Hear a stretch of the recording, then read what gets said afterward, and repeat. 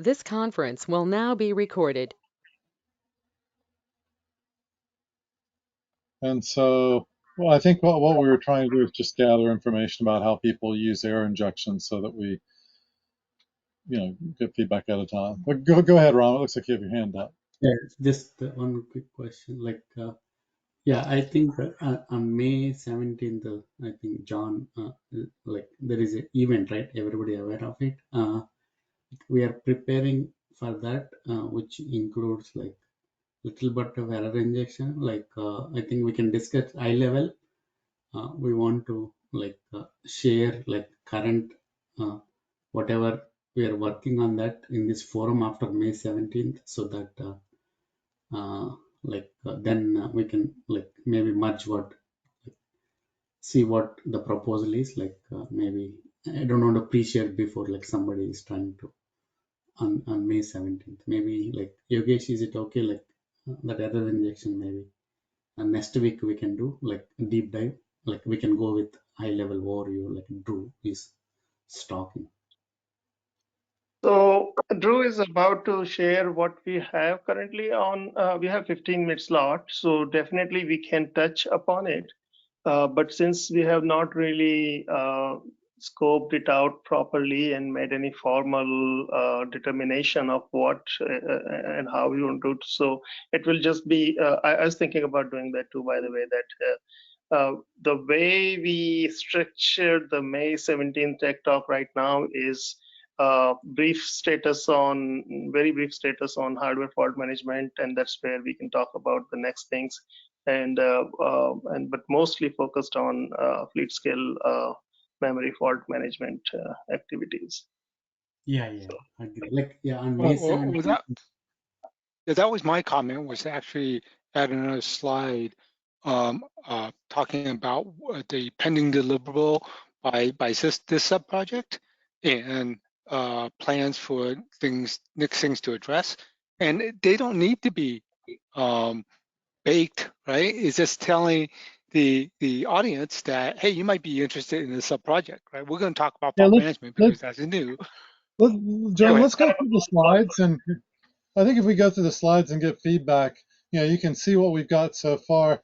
I can't change it hugely because I've got approvals from so many people, and it's like a little late for me to change this a lot. But maybe if it's like a bullet or something, or we can mention it verbally too. And I'm not opposed. I love the air injection plan. Don't get me wrong. I just, we just have limited runway since it's Wednesday, and we have to get slides approved.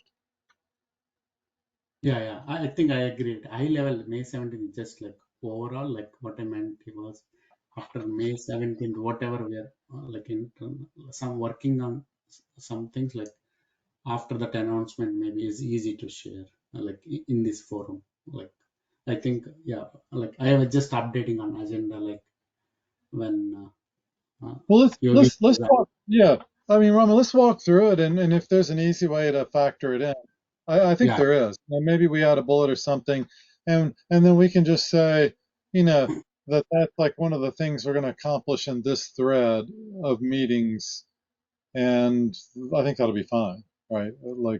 And hopefully we can get people to come. Yes, thank you. Yeah, please go ahead. Yeah. Okay, so I don't know where we want to start. I got all the tabs up, Yogesh, in one window. So air injection, the infrastructure doc, and the two slide decks. Let me jump into one of the slides. I mean, maybe the higher level one is this fault management. The fleet scale fault management has kind of the high level overview in it.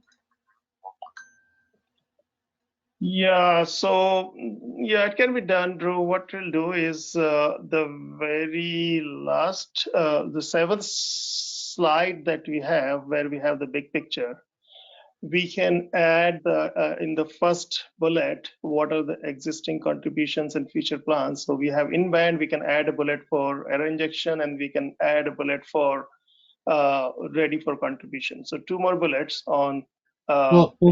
This is. So this is the ready for contribution. So why don't we reword this? to match that, and then we can say in-band fault management and error injection discussion starting soon. Does that work? Yeah, that works. It sounds kind of like as if you're talking of error injection in the in-band context. So I was thinking maybe a separate bullet, but this works too. Or yeah. How about We let's can add see. another bullet. Yeah, other bullet is better, I think. Yeah, those are separate. Sure.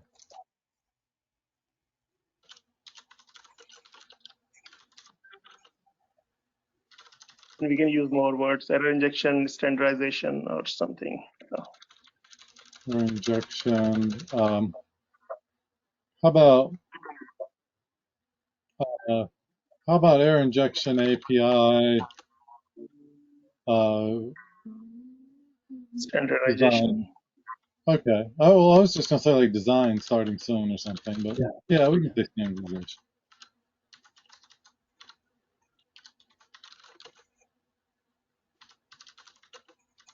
And in fact, in band, we kind of have started discussion. We can say discussion started collaborating with CSM, something like that, right?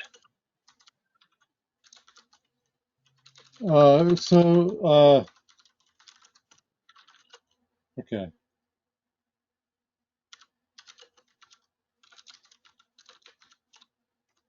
Yep, that works. Sounds good. And then I just kind of highlighted the FM part of it, so put it in context. So could I actually sure. could I actually just making this slide 3? I was about to say the same thing. Do you all want it to be in the end? This could come actually at the as an introduction. Because then you give them the landscape. And Yep. then you can spend a little time on hardware fault management and then dive into that and say, hey, you want to talk to Raz, go wait for the next session. Okay, sounds good.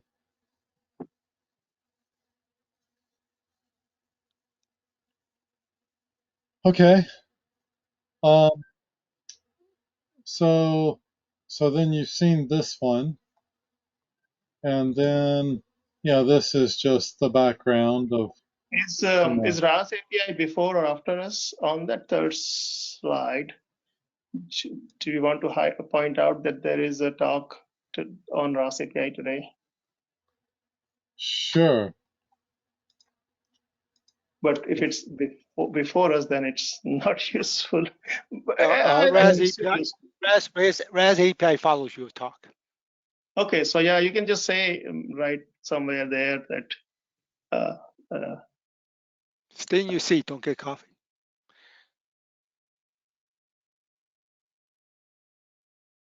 I'll just say, how about that? I like that. I'm sorry, just fiddling with the spacing a little so I'm not overlapping. Okay, is that okay? Looks good to me. Awesome.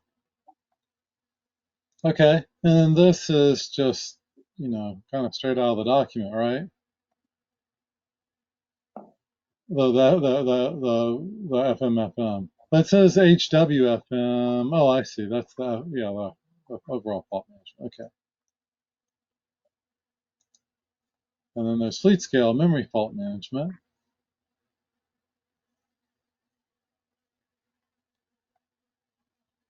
And then there's this drawing that's going to be fixed over time as we work with memory vendors to get it right.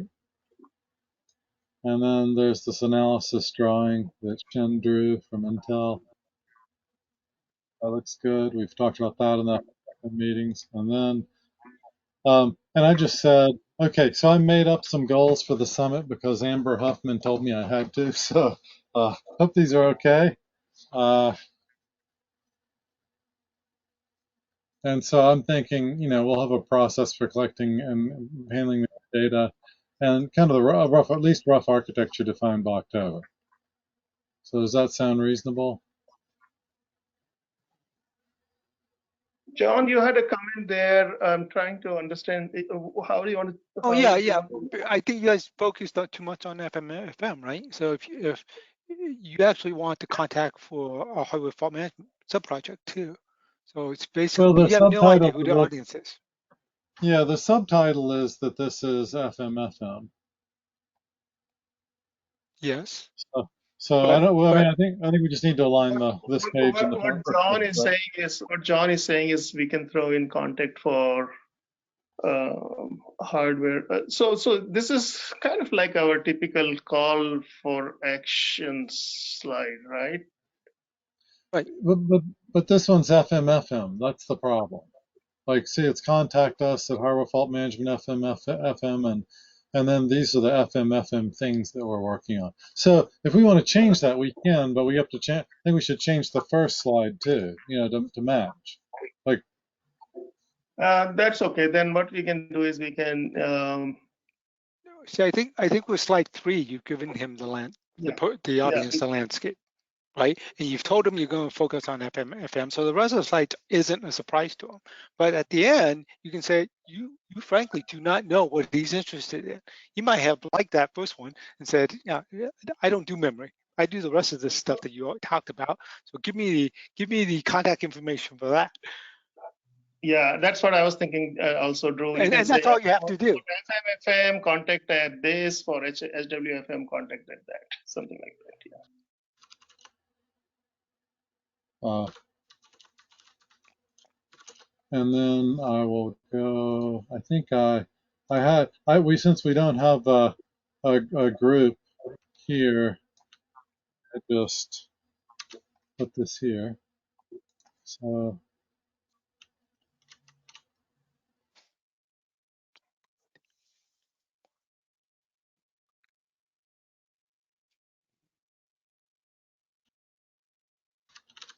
here, well, I'm gonna watch me.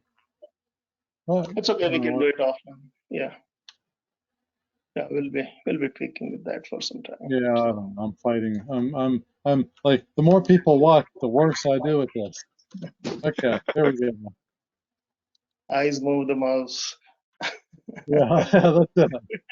Okay, it looks like it's working now. And if there's a better way to link it, go for it. I don't care. Like, okay. And I guess we should probably make these consistent.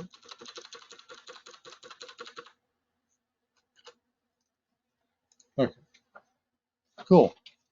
So that's this slide deck. Is this a sufficient run through? I mean, I think the memory people have seen this all, so that's why I kind of rushed through it.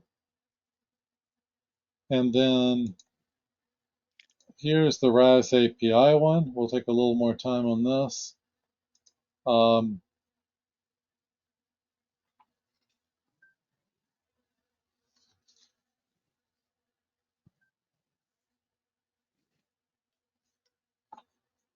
So you can tell me when you're ready to move on.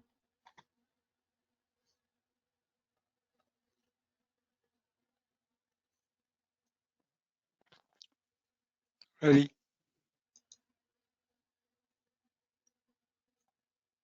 Okay, I'll move on. Where's the RAS API?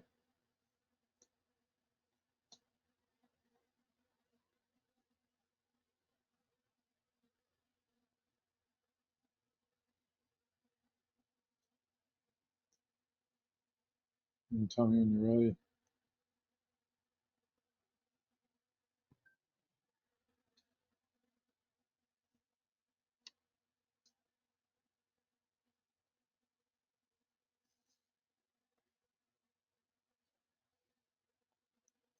All right, don't everyone speak at once. It's kind of quiet, so I want to move on. Okay, the strategy. And so I added the link to the architecture we already described, and because we're building on it, right? We're building on the requirements document we're about to submit. and then I added the PLDM comment based on some feedback from ARM and NVIDIA, which is fine. I mean, that's right. And talking to Antonio, he didn't have a problem with it, I think. Oh, Antonio's here. Okay. Right, Antonio, I just added this bullet. I'm here, and it looks great. Yes, looks Okay, great. good.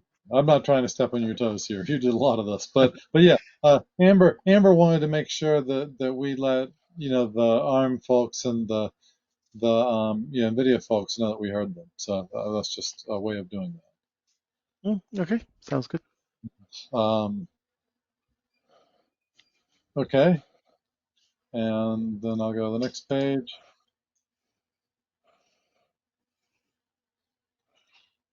And so the out of band, this is roughly, this is aligned with what we're already thinking. It's just a slightly different view. In band is a work in progress for us.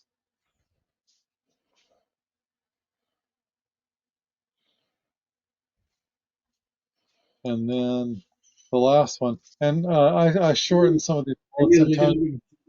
Can you little bit zoom it? Oh, sorry, what'd you say, Rama? Can you please little bit zoom it, like the slides, the previous one, yeah, the picture. Sorry, you're kind of hard to understand, Rama. I'm sorry. He wants to zoom in so he can read the text. Can you zoom in? Yeah. Yeah. How about Yeah, the that? picture. Test, I can see the picture basically. Is that good, or you want me to go to slideshow? That's okay, I think. Yeah. Okay. Sorry, for some reason you were breaking up for me, Rama. No problem. Yeah. Is basically what we are saying is for in-band connectivity, for each SOC RAS agent, here SOC here refers to memory CPU. Is that, or Yeah. each functional block like a PCIe? Okay. And okay. I mean, the Oh, RAS agent could be for multiple or functions, or it could be for a single function. single function. Okay. So we have a discovery mechanism, so you can go either way. Okay, and it also supports multiple SOCs on the same platform. Yeah. Well, it could be a GPU. It could be another CPU. Memory complex. It could be CXL attached memory. We don't know, but I think the idea is that you just discover what's there and can talk to it. Yeah. Like, is that we are trying to standardize on the MSI signal also, or that can be like chip vendor specific. On which Tony, one? he's asking about MSI. Like, are we standardizing on MSI, or is there some flexibility in how you talk to the SOC? So I know that ARM wants us to do something slightly different, and we're going to discuss that. They want to do a shared ACPI table type of mailbox mechanism, PPC thing. So we'll discuss that with them and see if we put the two alternatives. Is that what you were referring to, Rama? Yeah. Because the MSI is x86. That is my question, I think. Yeah. So we will discuss it. We just need to make sure that whatever solution we have, it is discoverable and it complies with everything we put in the requirements document, right? So if it's another flavor that we need to put, then of course we'll add it. Just need to make sure that it fits the bill. So yeah. Hey, Drew, Okay. what's the text in between the consolidation agent in the BMC and the management software on the out-of-band connectivity side? REST. Oh, REST API. Got it. That's just an example, right? Usually we'll have redfish there. I see. Got it. I made them a little bigger. Does that help? In the go-to, we can zoom in. So. Okay. Oh, you want me to zoom? Can I zoom in? No. What I mean is every person can zoom in if they want to see details. Just have to use the mouse. Go to gives the zoom in control. Yeah. There is options. I think now I found the options. Yeah, you can zoom in also. I learn something every day. Yeah, thank you. Yeah. Then Okay. I assume between the interface between the consolidation agent and the kernel driver for page offlining, that's TBD at this point, or is there a proposal?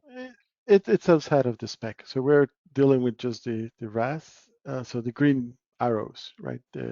We're showing example platforms. In this example, of course, sorry, I'm being too redundant. It is an example. So there's platforms that are configured like this, but we're only focused on the green stuff. That's where the RAS API is.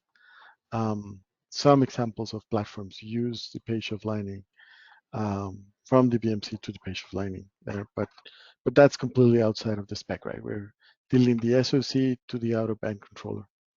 Once it gets to the consolidation agent and the consolidation agent, that's up to each CSP, each I see. customer.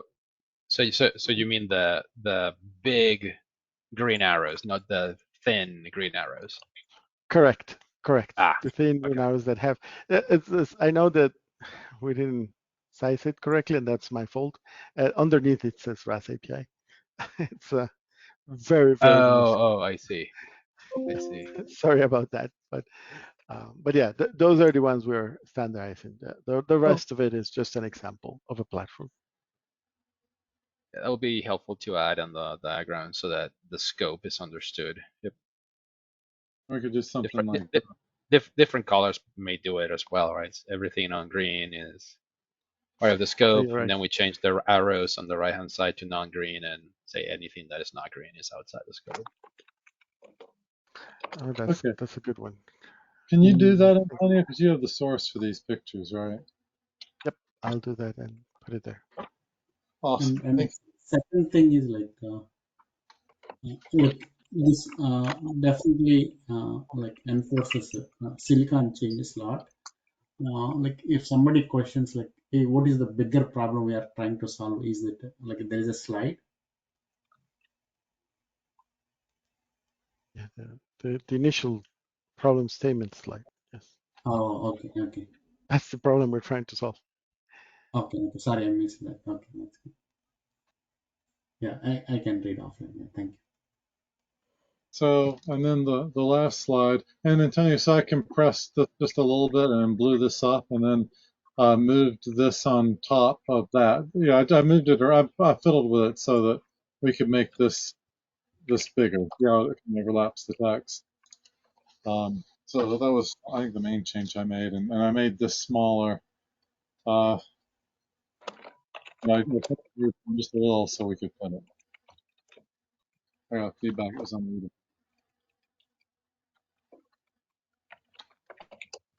Okay, and then the last slide I added. So Antonio, I hope you don't mind me putting your email up there with mine, but and then I just put the main fault management group also as a contact for now, since we don't have a subgroup officially. Perfect. So Perfect. Yeah. this, yeah, Amber says, do you mind increasing your spam? I think our spam filters are pretty good here. How are yours? I guess I'll know. My email address is so long that most people will tire before they finish it. So don't worry. Don't worry. It's a spam filter built in already in the definition of. Okay, sounds good. Sounds good. Okay, well that was it for the slide decks. And then again, this is just an air injection document we tossed together last week with Anil, and we're just saying, can we start gathering what people want to do with air injection as kind of an input to the team that Rama and Anil are driving. So Rama, we weren't trying to step on your toes. We just thought, hey, let's give you some feedback ahead of time, kind of a starting point to work with, where we can say, here's what we need to inject. So hopefully that's okay. Yeah. No, no. It's all we are all working together. Yeah. Like any Good. inputs we can. Yeah. And then maybe we can take that and, I don't know. I'd like to see what you do with it. Maybe we can get better air injection, because I know that we've Yeah. wanted more lately. Yeah, Okay. maybe next week I'm like getting some approvals internally. Like I can share the more details, Good. the schemas and other details. Then I want to collect more feedback from the team. And yeah, I'm just trying to get some internal approvals. Yeah. Oh, that'd be wonderful. Yeah, that's exciting. Thank you. Can we also try to define the use cases? Some things that I have in my mind as questions are, how do you envision to do this error injection at scale, which is one of the use cases that have been thrown around by Anil and maybe you as well, Drew. Yeah. Do you expect to have blast a specific command to inject a specific error to many BMCs if you want to do it out of band? Or is this more of you'll have some service scripting that will iteratively go through IP addresses to the VMCs if you're doing it out of band? I think that having some clarity on the use model and the use cases would Yeah. be helpful.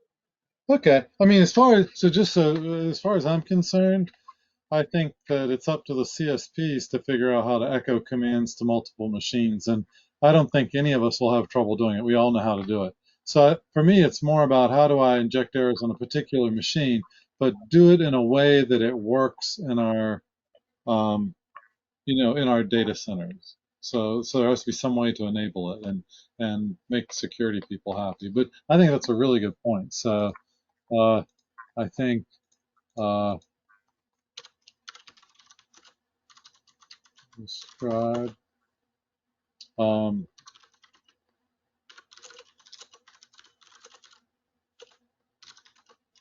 or maybe how you were trying to use their injection.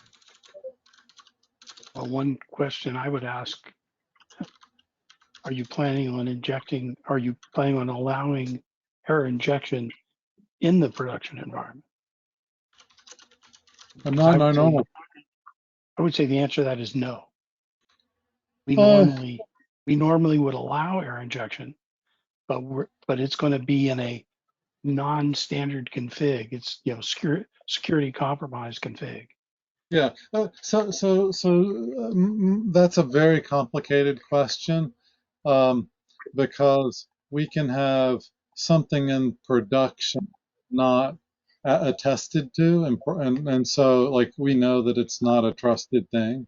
And then what that machine can do is severely restricted, but we may need it in that infrastructure so that our infrastructure monitoring tools can be tested. So I think that's a really good point, Mark. We need to talk a little bit about, like, in production, question mark, security requirements, that kind of thing. I think you're on the right track. Yeah, my take is there would be an environment set up that was not necessarily production, as you say, not attested, and that's where testing would be done. Well, and Mark, it's just complicated because we may still call it production, but not trusted in production. So that's where it's tricky. But So do you that want would be to? perfectly okay. Your Do you idea want is to? right. It's just the terminology may be tricky. So Are we talking about in fleet where, I mean, it's still deployed, but not really production as in, so you have a non-development firmware on it, but it's still in fleet. And that's kind of where the security stuff gets in there, because when we are in development, we have all sorts of relaxation.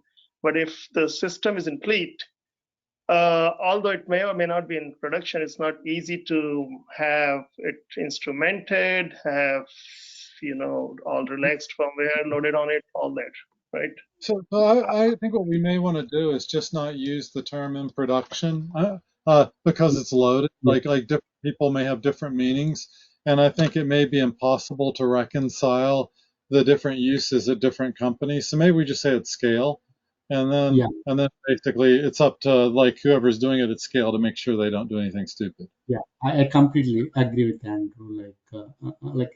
Sorry, Drew. The reason is production itself has like many meanings. Like production means where does it start? Hey, are you putting like scale testing, actually exposing to end customer the cluster, right? You don't put all clusters to customer usage, right? I think Okay. at scale makes sense. And how good security is, whether you expose that or not, even at a early clusters, right? I think it depends on the security posture of it. Okay, what kind of security solution Silicon provides, what confidence level, like can we, when we go to real customer usage of that cluster, can we disable it so that, okay, yeah, that is it. Like I agree, like yeah, production has so many meanings in the cloud Yeah. scale. Right. Yeah. So Okay. Mark, I Uh, guess I just want to reiterate, Mark, I totally agree with your concern, and it's just a matter of terminology. We got to stay away yeah, from some I, line. that's fine. But then I would just say the requirement should be a release ROM. Oh, sorry. There should be a requirement that it's a released ROM. In other words, the ROM would be not debug. It has to be production. It has to be a released, certified keyed ROM, and that enables you to test, right, the production features. And that's how you need to do your error injection. Yeah, that's not how it works at Google, and so I think we should just stay out of that if we can, because I think we just say at scale, and there's some enabling and disabling requirements. No, but Mark does have a good point that I think part of your requirements from the CSP perspective is that this mechanism enables injection in production-worthy ingredients, right? I'm not going to say it's in the production environment or not, but using production-worthy ingredients like production biases and all of that, right? Yeah, I mean, it release may be a time biases. bias, it may not. That's my point. I think the vendors just have to figure out, and we just need to make sure we have enablement methods that work for the vendors or work for the CSPs.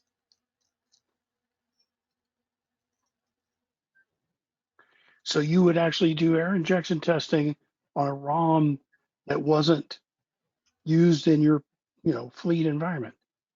I might do it on one that's not signed properly, because then I know it's not attested, and it can't get into any trouble. I won't run any customer workload on it because I don't trust it. But I can still connect it up to my monitoring stuff and make sure that, when an error occurs, Yeah, the question then becomes, how do you know then that you're actually testing the same code you're running in your fleet environment? and that's our problem. So we could have a ROM that's exactly the same but not signed with one flag changed, or we could have some setting in the chip that's from a root of trust. We could have something in our root of trust that says we allow error injection, and that we have some trusted way to communicate it.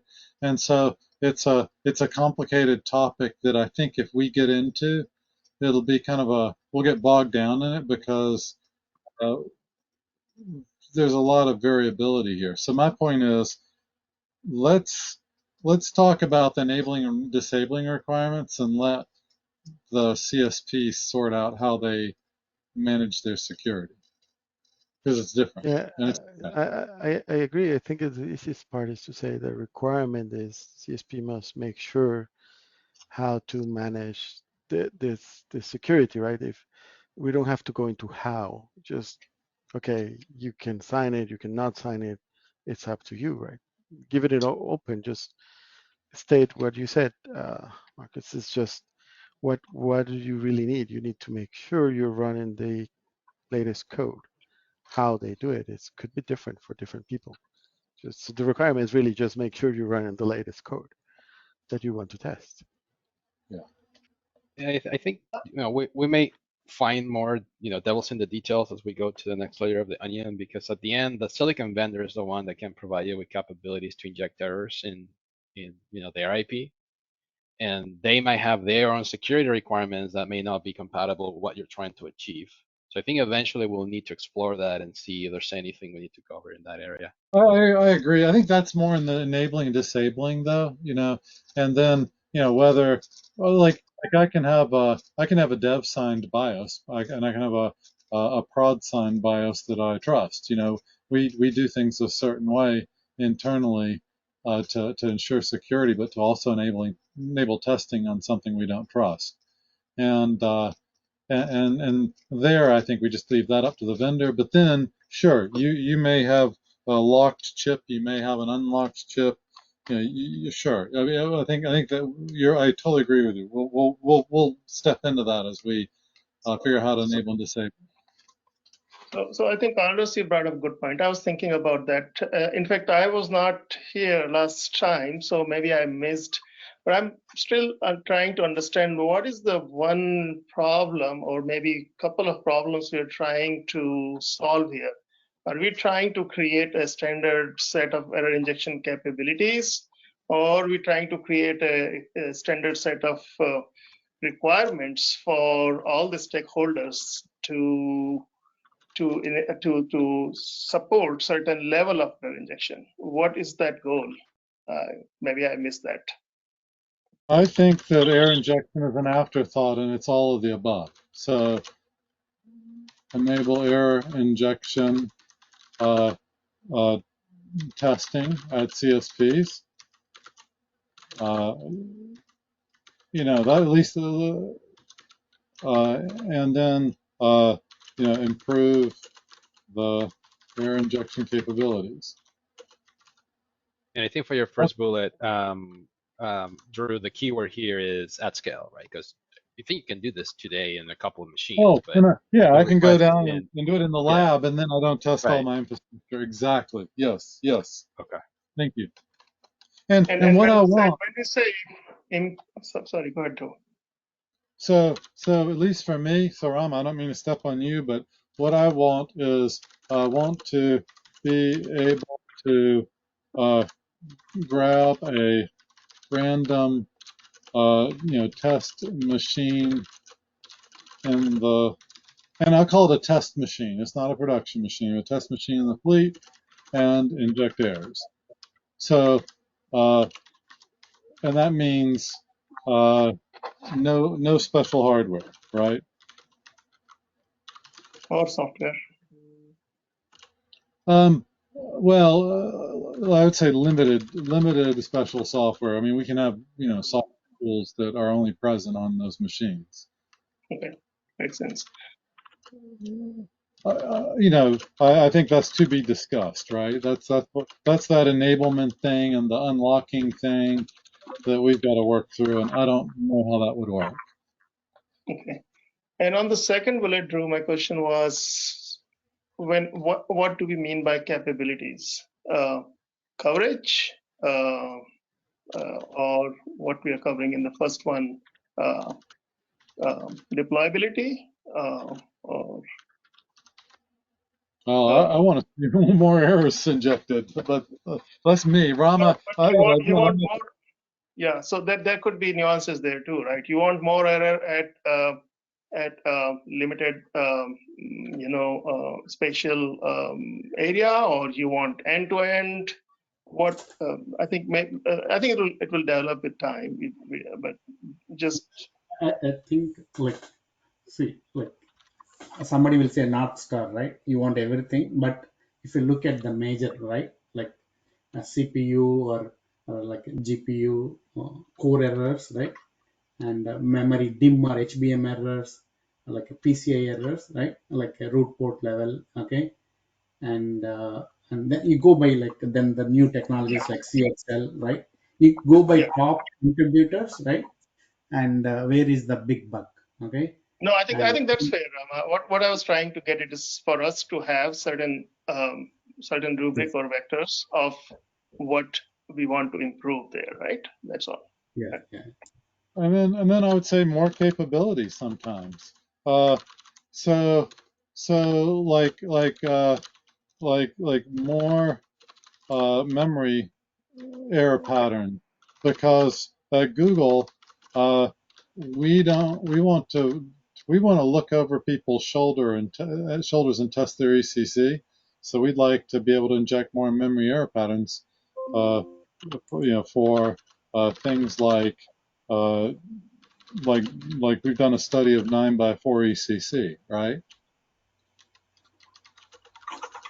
So to do that, I need to be able to inject errors that cause corrected errors, uncorrected errors, and silent data corruption.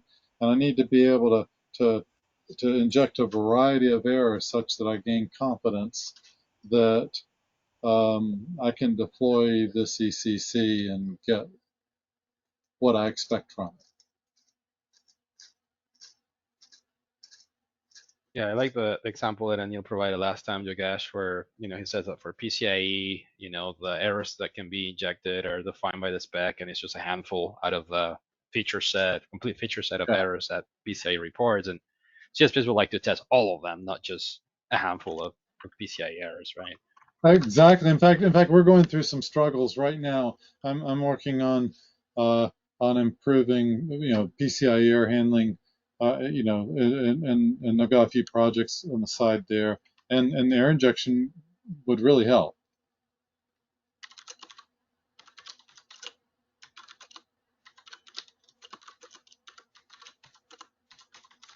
And how many of us need to get PCIe error handling working on our machines?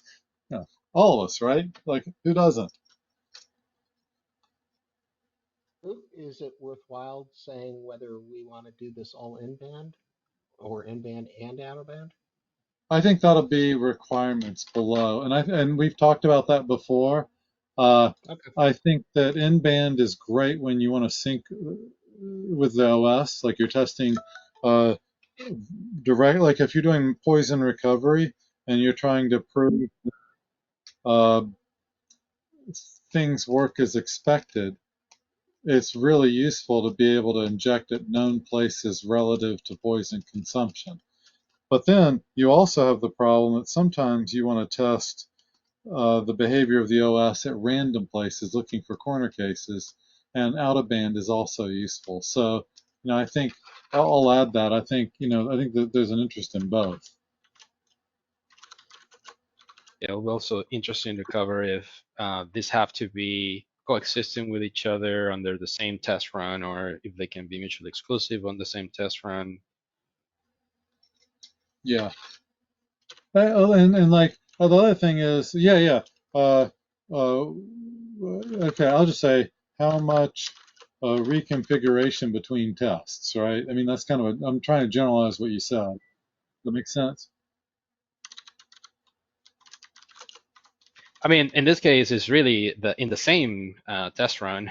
Do you want to inject some errors out of band, inject some errors in band because of what you just mentioned, which is to involve the OS, meaning that they have to coexist in the same configuration for that test run in the silicon and the security policy, etc. Sure. Or do I?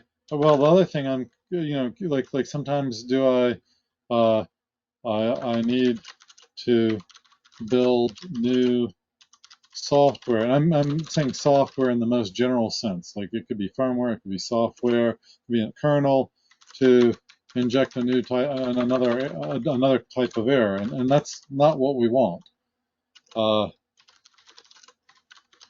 Right? Like if I have to, build a kernel for one type of error, and then I want to inject another error and have to load a different kernel on, that's an ugly answer. So. Uh, So, we really just want we want to deploy software. We want to say error injection is enabled, and then be able to inject any of the supported errors.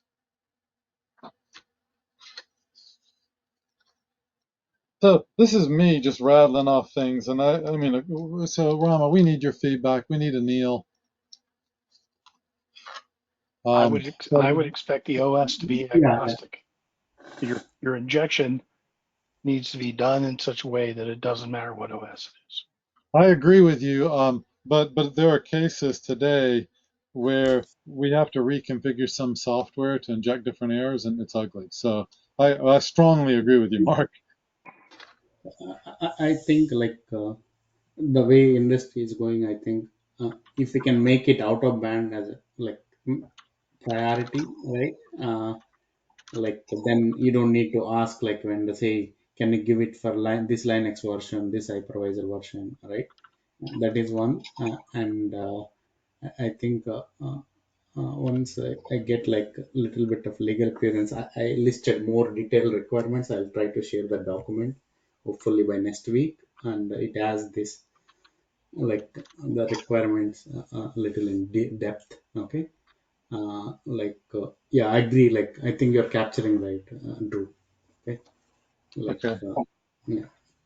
But yeah, Rama, again, this is really something that you and Anil kicked off. So I'm trying Yeah, to, yeah.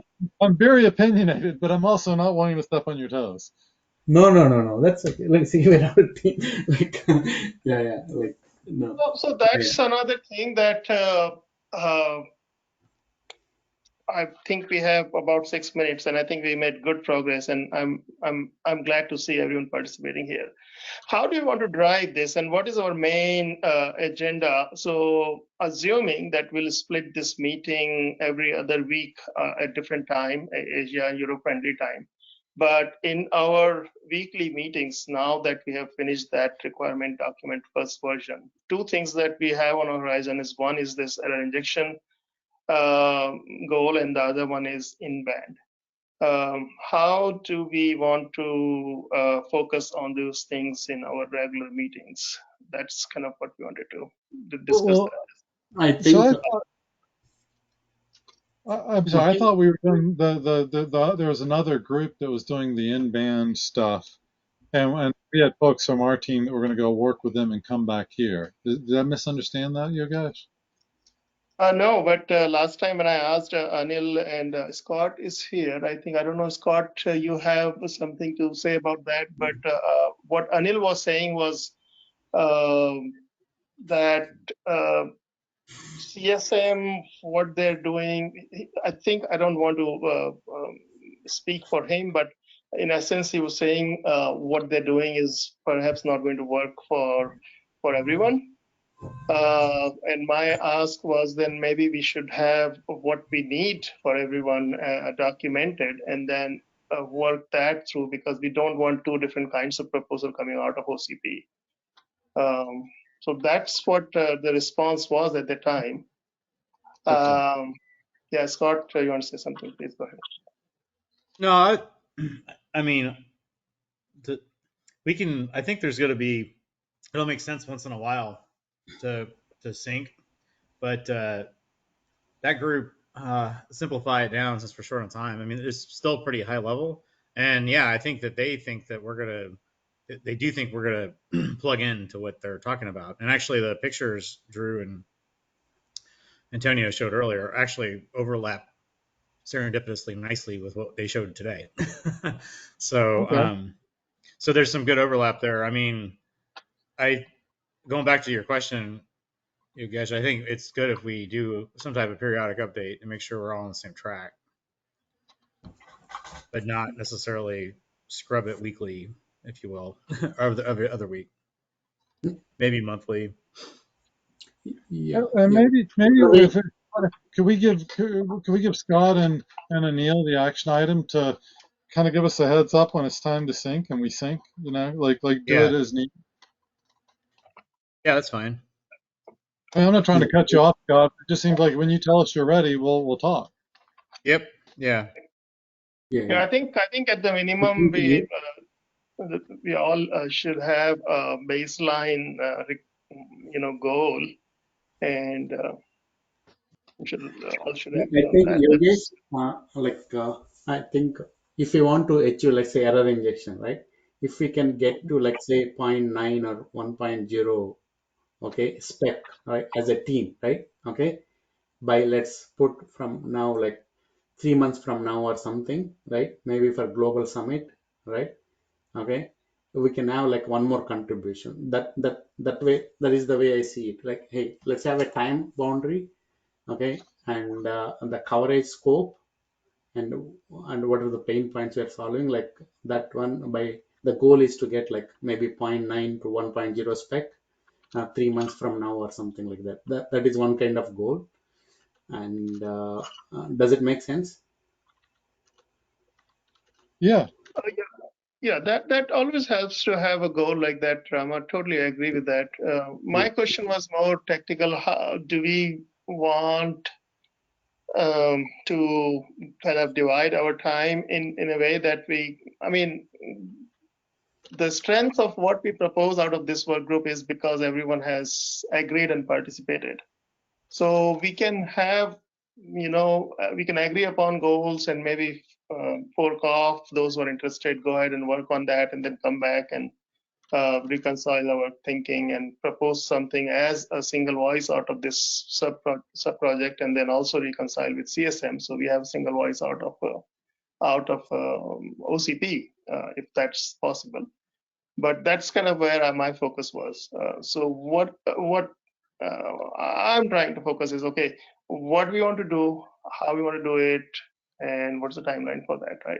Kind of more more process stuff, right? Like to summarize what you're saying is error injection, I think no overlap between other teams. Okay, we have a goal for CSM or in-band. It looks like there is some overlap. How do we convert that into one voice? How do we work with? I think that requires a little more deeper discussion. Like with the team, hey, what are they proposing? Is there a leverage we can have? How do we have like a common process so that as a OCP we go as one voice? I think that requires a maybe even that team members summarize like Drew said, maybe like if someone from participating actively, they can summarize, hey, these are the things they already did and this is the overlap area. Then we can go back and say, hey, it looks like maybe if there is overlap, if they have done like good work or here good work, can we show that merging concept maybe, right?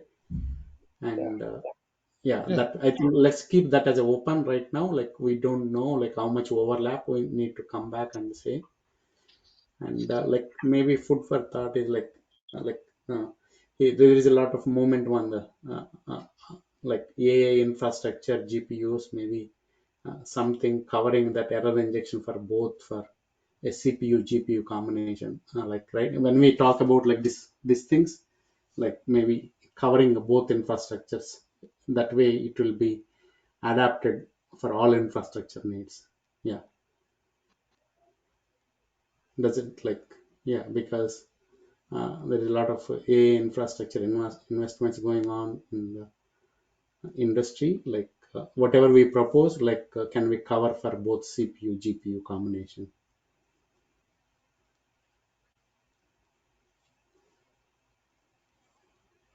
Sounds Any good. thoughts? Yeah, yeah, yeah. Well, I Thank think you. we're out of time, unfortunately, because I've got to run to a meeting. But I just wanted to show you, Yogesh, I fought with Google Docs and won, so the table of contents is clean now. Awesome. Thank you so much, Drew. And so the last thing that we need to do in the doc is the industry, the reference to other things right here.